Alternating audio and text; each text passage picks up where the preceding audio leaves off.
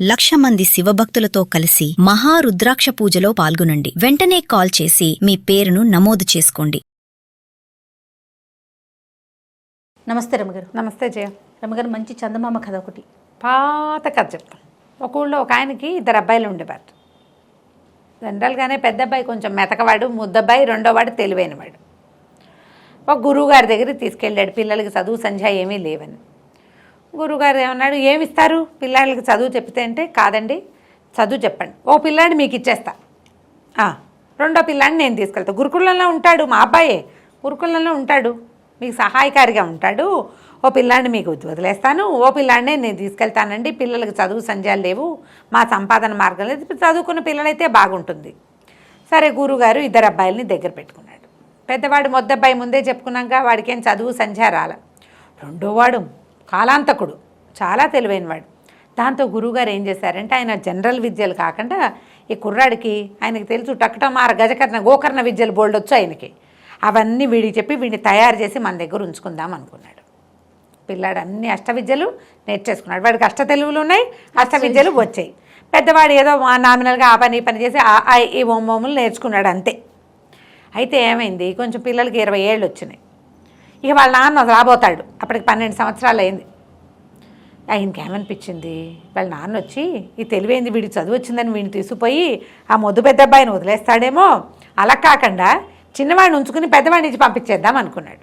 చిన్నవాడికి అన్నీ నేర్పుకున్నాడు కదా, గురువుగారు తెలియదు. అక్కడి నుంచి చిన్నవాడికి అర్థమైంది గురువుగారు ఏం చేయబోతారు అని. ముందు రోజు సాయంత్రం వాళ్ళ నాన్న రేపు వస్తారని కబురిస్తే, ముందు రోజు ఓ పక్షి రూపంలో అక్కడి నుంచి ఎగిరిపోయి నేర్పించాడు కదా గురువుగారు. ఇంటికి ఎగురుకుంటూ పోయి, నాన్న ఆయన ఏం చెప్పినా సరే చిన్నవాడే కావాలని పట్టుపట్టు అని చెప్పి వెళ్ళిపోయాడు.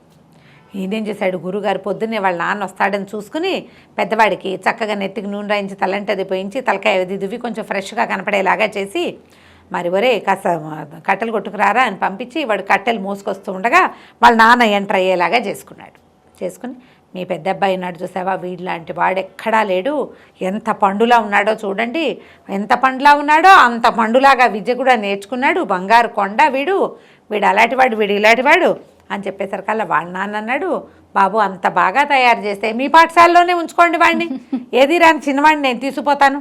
అదే కదా, నేను కాంతిపోయాడు. ఏం చేయాలో తెలియలా. తండ్రి అంత మాట అన్నాక, కాదు చదువుకుని పిల్లని నువ్వు తీసుకెళ్ళు, మొద్దబ్బాయి నేను ఉంచుకుంటాను అని ఎలా అంటాడు. ఇంకా అనలేకపోయి బిక్కమొహం వేసుకుని, సరే పెద్దవాడు ఇక్కడ పనులు చేయడానికి ఉంటాడు, వాడికేం ఇంటికి వెళ్దామని కూడా లేదు, చిన్నవాడిని మెంబడ పెట్టుకెళ్ళిపోయాడు నాన్న. ఈయనకు ఒక పూట గడిచాక ఆయనకు అర్థమైంది వీడే ఏదో చేశాడు అని. ఎలాగైనా వాడిని వెనక్కి తెచ్చేసుకోవాలనుకున్నాడు. ఇంతలో ఏమైంది, అలా బయటికి వెళ్ళాక నా కొడుకు అన్నాడు, నాన్న నాకు బోల్డని విద్యలు వచ్చు, నువ్వు ఓ పని చెయ్యి, నేను యవనాశ్వంగా మారిపోతా, మంచి గుర్రంగా మారుతా, నువ్వు పోయి రాజుగారి దగ్గర గుర్రాన్ని అమ్మిరా, వాళ్ళు 100 వరహాలు చెప్పు ఇస్తారు, వరహాలు పెట్టి మనం ఏదైనా వ్యాపారం చేసుకుందాం, నేను వచ్చేస్తాను నా దారిని, నేను కొన్నాళ్ళు అక్కడుండి లేచక్క వస్తానని చెప్పాడు. సరే బాగుందిగా, చూస్తుండగానే చక్కగా ఉన్న 25 ఏళ్ళ కుర్రాడు, 20 ఏళ్ళు ఉన్న పిల్లాడు చెంగమని గుర్రంలా మారిపోయాడు. మంచి జవజవలాడుతున్న యవనాశ్వం, చాలా బాగుంది. తీసుకుపోయి అశ్వశాల దగ్గర తీసుకెళ్ళి, మా చుట్టాలు ఎవరితో గుర్రమండి అమ్ముతానండి అని 100 కాసులకి అమ్మేసి డబ్బులు తెచ్చుకున్నాడు నాన్న. గురువుగారు ఈ కుర్రాడు ఏం చేస్తున్నాడు అని ఊహించుకుని, వీళ్ళ నాన్న గుర్రం అమ్మాడని తెలుసుకుని అక్కడికి వచ్చాడు. గుర్రం అమ్మాడంటే గుర్రం మనవాడేనమాట, వాడికి మారడం వచ్చు కదా, లేకపోతే వీళ్ళ దగ్గర గుర్రాలు ఎక్కడివి, మామూలు పేద రైతు, కుర్రాడి కోసం వెతికిస్తే వాడు లేడు అంటే వాడే గుర్రం. ఈయన పోయి ఆ రాజుగారి దగ్గరికి వెళ్ళి, నేను చాలా పెద్ద తీర్థయాత్ర సంకల్పించాను, ఒక గుర్రాన్ని ఇవ్వు నాకు, అది ఫలానా రకంగా ఉండాలి, ఈ లక్షణాలు ఉండాలి దానికని ఇంత పొడుగు లిస్టు చదివేసరికి రాజుగారు ఏమనుకుంటాడు, మన దగ్గర అన్ని పాత గుర్రాలు, నేను కొత్తగా ఒకటి ఉంది, టింగు రంగమని ఉంది, ఆ రంగాన్ని తీసి ఈయన చేతిలో పెడతామని ఆ గుర్రాన్ని ఇచ్చేసాడు. గుర్రాన్ని ఇచ్చేసేసరికి ఇప్పుడు గుర్రం అప్పటికప్పుడు ఎలా మాయమైపోతాడు, గురువుగారు వచ్చి గుర్రం ఎక్కాడు. గురువుగారు ఏంటంటే వీటి సంగతి చూద్దామని గుర్రం ఎక్కి తీసుకుపోయి నదిలో దింపాడు. గుర్రాన్ని దింపేసరికల్లా వెంటనే గుర్రం చేపగా మారిపోయి పారిపోయింది. చేపగా మారిపోయేసరికల్లా గురువుగారు పరిగెత్తుకుంటూ కొంగలా మారి పరిగెత్తేసరికల్లా ఆ కొంగకి దొరకకుండా ఈ కుర్రాడు ఇక్కడ ఉంటే ఈయన పట్టేస్తాడని చిలకలాగా మారిపోయి రాజుగారి ఆస్థానం వైపుకి పరిగెత్తుకుంటూ వెళ్ళిపోయాడు. గురువుగారు డేగలా మారిపోయి చిలక వెనకాల పడ్డాడు. డేగలు పడతాయి చిలకలు పావురాలు వెనకాల. డేగ పెద్దది కదా, అవి ఏం చేస్తాయంటే చిన్న పక్షులు కొట్టుకు తింటాయి. ఓకే. వెనకాల పడ్డాడు.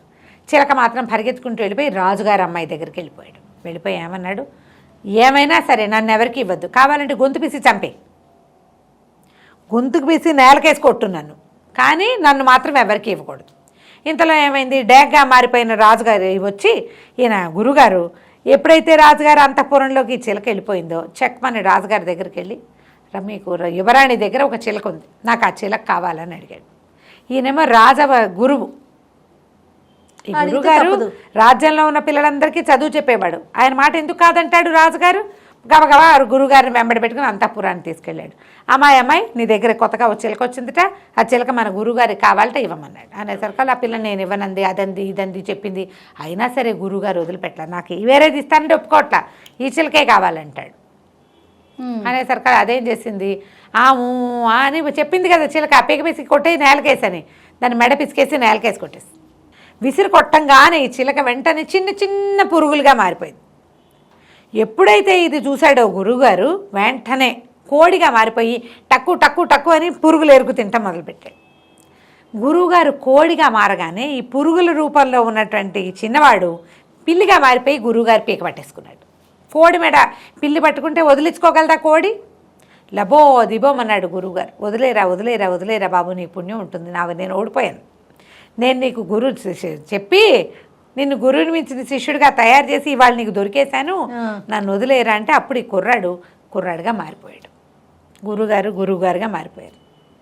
పిల్లాడు ఏమన్నాడంటే, మా అన్నయ్యను ఉంచుకోండి, వాడికి ఎంతో కొంత విద్య నేర్పండి, మీకు ఎప్పుడైనా అవసరమైతే వస్తాను నేను, కానీ మా నాన్నకి నేను సహాయం చేయాలి కదా, మా అమ్మ నాన్న పాపం 12 ఏళ్ల పాటు మమ్మల్ని మీ దగ్గర వదిలిపెట్టారు, క్షమించండి, నన్ను అనవసరంగా ఇన్ని వేషాలు వేయవలసి వచ్చింది, మీకు అవసరమైనప్పుడు కాకితో కబురు పంపితే నేను వచ్చేస్తాను, అంతేగాని నన్ను మీ దగ్గరే ఉంచుకుందామని అనుకోవద్దంటే రాజుగారు కూడా గురువుగారికి చెప్పారు, అలా చేయొద్దండి, వాడి జీవిక వాడిని జీవించనివ్వాలి కదా అని చెప్పి ఈ అబ్బాయిని తన సైన్యంలో ఒక పెద్ద ఉద్యోగంలో పెట్టుకున్నారు. వాడు ఏంటంటే అవసరానికి ఏదైనా చేయగలడు కాబట్టి తన దగ్గరే అట్టు పెట్టుకున్నాడు. చిన్న కుర్రాడు కదా, అంతే, కథ కంటికి మనం ఇంటికి.